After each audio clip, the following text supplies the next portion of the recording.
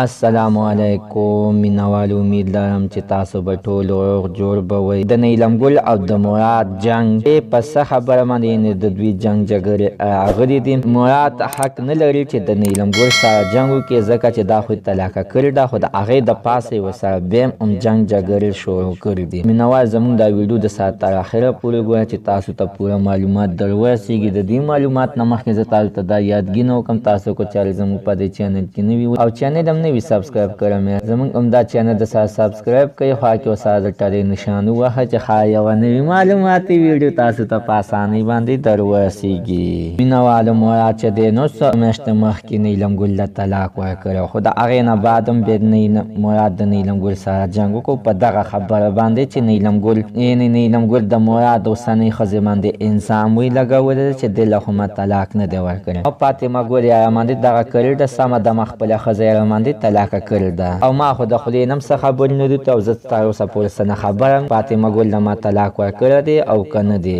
نیلم ګل مو ته جواب کې ویلی دی چې ته د شرابو په نشه کې نو تا ته به څه پته ولګي. ته چې کله د شرابو په نشه کې نو ته داسې ګډاګانې هم کوي، ډانسونه هم کوي او هر یو کار د نشې په دوران کې تا نه فاطمه ګل ته طلاق ورکړی. بیا ما ته فاطمه ګل میسج کړی دی او هغه میسج بیا ما ټولې دنیا ته وښودلو چې د مراد چې دی نو فاطمه ګل له طلاق ورکړو. مینهوالو، د مراد د نیلم ګل سره په دغه شیانو باندې جنګ جګړې شروع دي. زموږ داسې عزتمنو نننۍ معلومات ته د دې ځای پورې د نوي معلومات دپاره د سره زموږ همدا چینل د سره سبسکرایب کوئ، خوا کې ورسره د ټلۍ نښان ووهئ. هر یوه نوي معلوماتي ویډیو تاسو ته په اسانۍ باندې در ورسېږي.